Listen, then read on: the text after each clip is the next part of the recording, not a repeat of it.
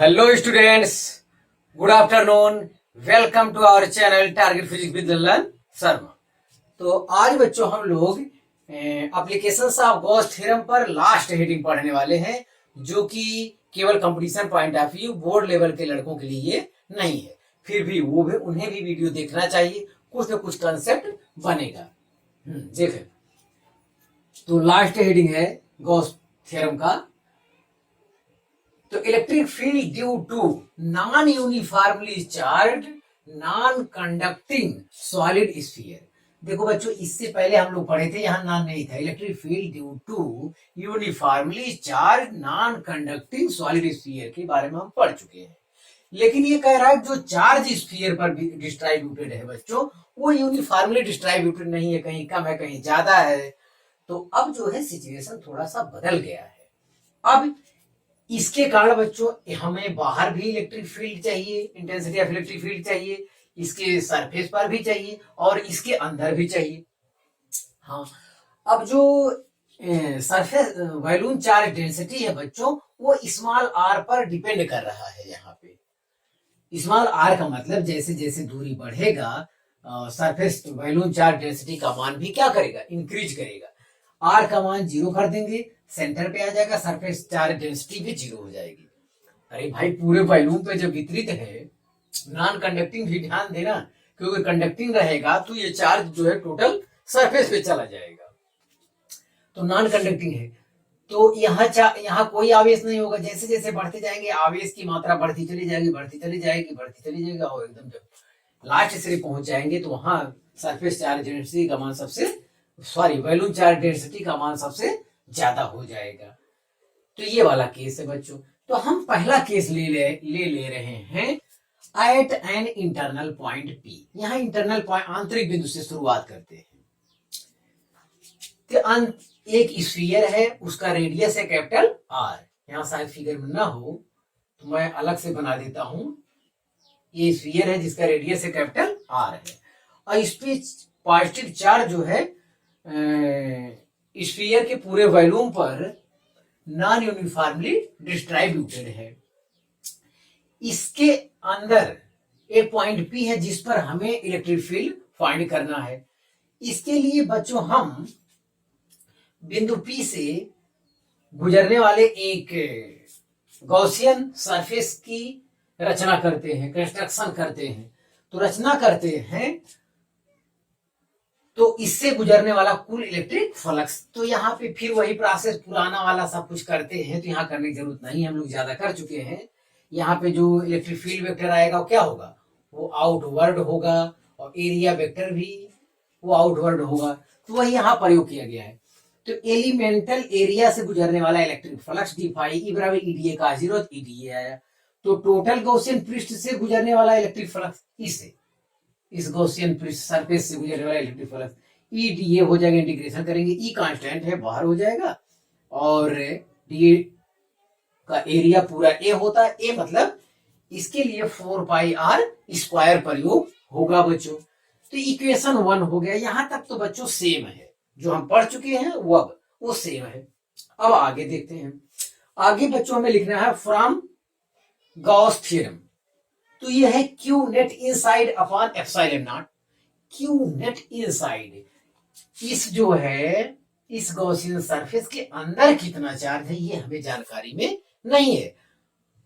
इससे पहले बच्चों यूनिफॉर्मली डिस्ट्रीब्यूटेड था, तो वो निकाल क्यू डैश मान के हो जाता था। यहाँ तो जैसे जैसे बढ़ रहा है बढ़ता चला जा रहा है। तो ये कैसे निकाला जाए, तो क्यू नेट इनसाइड अपॉन, तो क्यू नेट कैसे निकले। तो इस क्यू नेट निकालने के लिए बच्चों पहले इसके लिए यहाँ पे आपको एक स्ट्रिप काटनी होगी, पट्टी काटनी होगी स्फीयर में से। यहाँ पे इलेक्ट्रिक फील्ड चाहिए हमको पी पे। इसके लिए पहले स्मॉल एक्स डिस्टेंस पर सेंटर से एक डीएक्स मोटाई का क्या काट लेते हैं, स्ट्रिप काट लेते हैं, जिस पर चार्ज जो है डीक्यू मान लेते हैं। अब डीक्यू पता कैसे चल गया, डीक्यू मतलब बहुत छोटा मोटाई है, उतने के लिए तो चार्ज निश्चित होगा। डीक्यू मोटाई का स्ट्रिप काट लिए हैं। तो बच्चों वहां देखें, तो ये फार्मूला होता है volume charge density rho equal to Q upon V या डी क्यू अपान डीवी। तो डी क्यू इक्वल टू बच्चों हो जाएगा रो डीवी। रो किस पर डिपेंड कर रहा है? रो का मान यहां पे आपको दिया हुआ है, रो नॉट आर दिया है। तो रो नॉट आर के स्थान पे हम क्या लिखेंगे? आर के स्थान पे लिखेंगे एक्स, क्योंकि ये एक्स डिस्टेंस के लिए लगा रहे हैं हम लोग। आर के स्थान पे बच्चों एक्स लिखेंगे। और डीवी कितना लिखेंगे? डीवी बच्चों ये फुटबॉल के जैसा ही मिलेगा, ये चीज आपको फुटबॉल के जैसा मिलेगा। तो फुटबॉल का सरफेस एरिया होता है 4πr², और उसकी मोटाई अगर dx है तो उसी सरफेस एरिया की मोटाई से गुणा कर देने से क्या आ जाएगा? वॉल्यूम आ जाएगा। इसमें फालतू सोचने की जरूरत नहीं है। जैसे आप सिलेंडर का निकालते हो वॉल्यूम, सिलेंडर बेस का एरिया πr² और उसकी हाइट जितनी मोटाई रहती है गुणा कर देते हैं तो क्या आ जाता है? वॉल्यूम। ठीक उसी प्रकार से सरफेस एरिया निकाल के स्फीयर का, हॉलो स्फीयर का, और उसमें केवल डीएल से गुणा कर देंगे तो आ जाएगा। अगर आपको विश्वास नहीं होता कि ये इतनी मोटाई का जो स्ट्रिप काटी गई इसका वॉल्यूम कितना होगा, ये चीज वही है जो स्ट्रिप आप काटे हैं उसकी जो है वॉल्यूम है इतना। अब ये कहां से आया अगर आप नहीं मानते हो तो मैं वो भी इंतजाम कर दिया हूं आपको।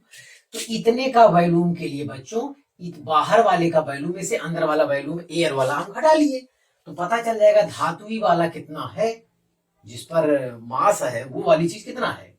हाँ देखें तो बाहरी वाले आयतन में से तो 4/3πr³ माइनस 4/3πr³, तो ये होगा x प्लस dx का होल क्यूब माइनस x³। ये 4π/3 कॉमन रहता है, सब में है तो रहेगा ही। अब यहाँ x³ कॉमन ले सकते हैं तो इस टाइप का चेहरा लिखेंगे, x प्लस dx मोटाई ये लिखा है, यस, और माइनस x³। अब ये x³ यहाँ भी है, मैं बाहर कर लिया तो इस टाइप चेहरा मिला। अंदर मिला है 1 प्लस dx अपान x का होल क्यूब, बाहर -1 मिला है। तो ये बच्चों बाइनोमियल थ्योरम मैथ में कहा जाता है, हिंदी में कहा जाता है द्विपद प्रमेय, या इंग्लिश में बाइनोमियल थ्योरम। तो 1 प्लस x पावर n तो 1 प्लस nx होता है, जो पावर रहता है वहां लग जाता है। लग गया बच्चों, तो एक क्या हो गया? कैंसिल हो गया। अब एक x से x भी कट जाएगा तो x² हो जाएगा, और यहाँ 3 से 3 भी कट गया तो आया 4πx² इंटू dx। अब कहां से आया? अब आप ये नहीं कह सकते कहां से आया, ये मैं निकाल के भी आपको डेरिवेशन करके यहाँ दे दिया हूं।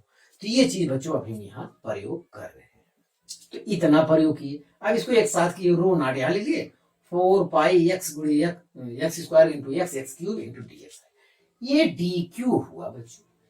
dq मतलब ये स्ट्रिप जो काटे हैं इस पर कितना चार्ज है ये हमको पता चल गया, लेकिन हमको इतना चार्ज नहीं चाहिए, हमको इससे ज्यादा चार्ज चाहिए। इस स्मॉल r एरिया में, स्मॉल r वॉल्यूम में जितने हैं टोटल चार्ज हमको चाहिए।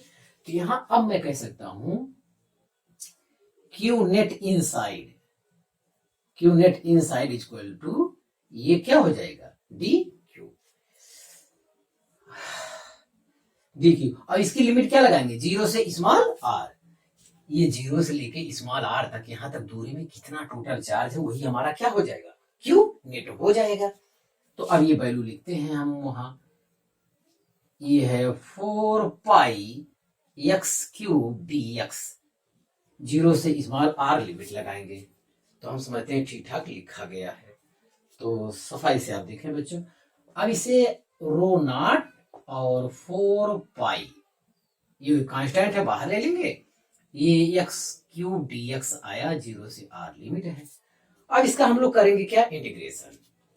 ये हो जाएगा रो नॉट इंटू 4π, और ये हो जाएगा x पावर 4 अपान 4, इसका इंटीग्रेशन 0 से r लिमिट हो जाएगा। तो अब बच्चों हम इससे जो है क्या कर रहे हैं? हटा रहे हैं। अब इसको हम हटा रहे हैं। हाँ चलिए यहां देखते हैं, यहां आया है रो नॉट इंटू 4π और upper limit minus lower limit, upper limit मतलब स्मॉल r पावर 4 अपान 4 माइनस 0। तो ये हमारा आ रहा है Q नेट इनसाइड। तो एक बार और इंटू 4π, सॉरी 4 नहीं आएगा, 4 से 4 क्या हो जाएगा? कैंसिल, पाई r पावर 4 इतना आया है बच्चों। रो नॉट पाई r पावर 4 आया है। Q net inside. तो क्यू नेट इनसाइड यही नहीं मेरे पास इंतजाम था बच्चों, इसीलिए गॉस थ्योरम का प्रयोग हमने डायरेक्ट नहीं किया। अब यहां हम कह सकते हैं from from Gauss theorem, from Gauss theorem. Gauss theorem क्या कहता है? तो phi equal to Q net inside upon epsilon naught, upon epsilon naught. तो क्यू नेट इनसाइड आपका ये आया है rho naught pi small r power 4 बटे एप्सिलॉन नॉट। हम समझते हैं कि हमारा ये कंसेप्ट यहां तक क्लियर हो गया है। यस, हाँ। अब फ्रॉम इक्वेशन 1 एंड 2 यहां कहेंगे from equation 1 and 2, equation 1 and 2 से बच्चों तो डी क्यू की हमें जरूरत तो हमेशा पड़ेगी। यस, डी क्यू बराबर ये आएगा इक्वेशन 1 एंड 2 से। इक्वेशन 1 एंड 2 का राइट लेफ्ट हैंड साइड बराबर है, इसलिए राइट हैंड साइड भी क्या होगा? बराबर होगा। तो यहाँ आएगा E into 4 pi small r square is equal to ये आएगा rho naught pi r power 4 upon epsilon naught. तो यहाँ बच्चों पाई से पाई क्या हो जाएगा? कैंसिल हो जाएगा, और एक आर स्क्वायर से आर स्क्वायर भी कैंसिल हो जाएगा। तो E इक्वल टू जो हमको मिल रहा है rho naught into are square बटे जो हमको मिल रहा है 4 एप्सिलॉन नॉट, इतना हमको मिल रहा है। तो rho naught r square upon 4 epsilon naught. तो एट पॉइंट पी पर बच्चों इंटीग्रेशन का ये फार्मूला आया, तो आप इतना सफाई से उतार लीजिए।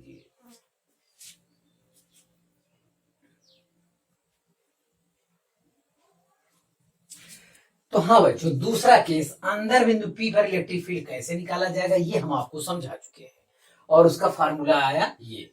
अब ये कह रहा है सरफेस पर हमें इलेक्ट्रिक फील्ड चाहिए, तो सरफेस पर बच्चों क्या है? स्मॉल आर के स्थान पे क्या हो जाएगा? कैपिटल आर हो जाएगा। जो आप डी क्यू चार्ज निकाले थे, जीरो से स्मॉल आर लिए थे, अब की बार जीरो से कैपिटल आर लेंगे। तो हम देख रहे हैं आंसर में कोई प्रभाव नहीं पड़ रहा है, स्मॉल आर के स्थान पे केवल क्या लिखा जाएगा? Capital R. तो इसका डेरिवेशन करने की जरूरत नहीं है। तो ये हो जाएगा rho naught r square upon 4 epsilon naught, sorry ये कैपिटल आर रहेगा यहाँ पे, क्योंकि सरफेस पर लेंगे, सरफेस पे स्मॉल आर कैपिटल आर के बराबर हो गया है। तो सरफेस के लिए ये पॉइंट आप उतार लें बच्चों, सरफेस के लिए ये पॉइंट हो गया।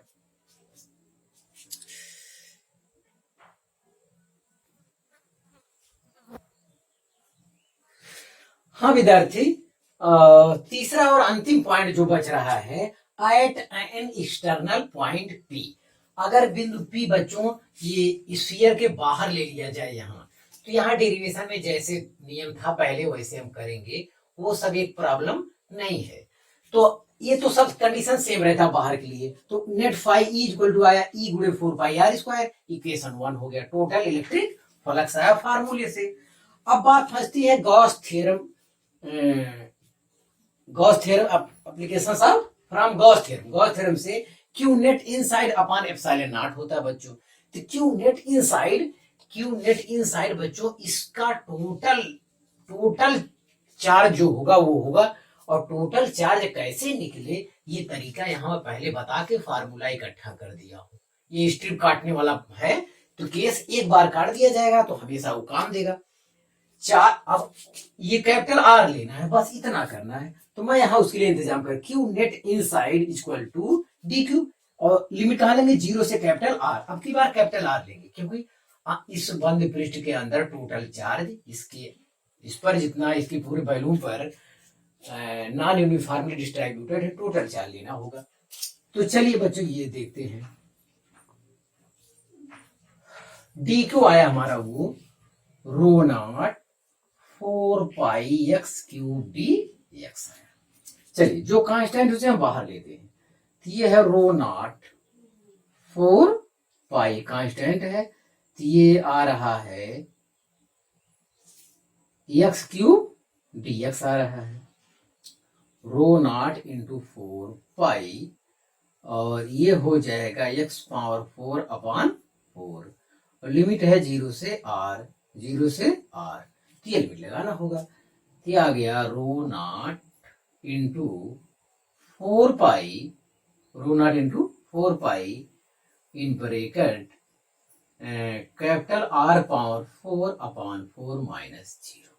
ये 4 से 4 यहाँ कैंसिल हो जाएगा, तो रो नॉट इक्वल टू आएगा पाई कैपिटल R पावर 4। क्यों नेट इनसाइड बच्चों यहाँ हम इंतजाम इतना कर लिए हैं, तो हम समझते हैं ठीक लिखा गया होगा। हाँ यस, अब हम लिख सकते हैं, अब हम क्या लिख सकते हैं, from Gauss theorem, from Gauss theorem. हाँ गॉस थ्योरम क्या कहता है, गॉस थ्योरम कहता है phi equal to Q net inside upon epsilon naught. तो क्यू नेट इनसाइड कितना आया, क्यू नेट इनसाइड इतना आया, तो ये है क्यू नेट इनसाइड है rho naught pi R power 4 upon epsilon naught. ये बच्चों यहाँ के लिए इक्वेशन 2 हो जाएगा। हाँ यहाँ स्मॉल r ही प्रयोग होगा, ये ध्यान दें, क्योंकि ये पूरा गॉसियन पृष्ठ एरिया इतना है, इतने एरिया से गुजरने वाला इलेक्ट्रिक फ्लक्स हमको चाहिए, तो स्मॉल r ही यहाँ लेना होगा, ध्यान देंगे। अब बस बच्चों अपना from equation 1 and 2, equation 1 and 2 से बच्चों लेफ्ट हैंड साइड बराबर है दोनों का, तो राइट हैंड साइड भी क्या किया जाएगा, बराबर हो जाएगा। तो ई गुणे 4 pi small r square is equal to आ रहा है रो नॉट पाई R का पावर 4 अपॉन एप्सिलॉन नॉट। तो ये पाई से पाई यहाँ बच्चों कैंसिल हो जा रहा है, तो E इक्वल टू जो फार्मूला हमारा मिल रहा है रो नॉट R का power 4 upon 4 epsilon not R square. तो बाहर अगर किसी पॉइंट पर है बच्चों, तो वहां पर इलेक्ट्रिक फील्ड का जो फार्मूला आ रहा है वो ये आ रहा है। तो बच्चों मैं फिर कह रहा हूं कि ये जो है खास जेई के लिए कॉन्सेप्ट है, और तो ये कैसे निकाला जाता है ये तैयार कर लें, कंपटीशन वाले लड़के इसे जरूर देखें। हाँ बच्चों आज हो गया हमारा इतना कॉन्सेप्ट, आप मेरे से पढ़ाई करते रहे, ऑल द वेरी बेस्ट।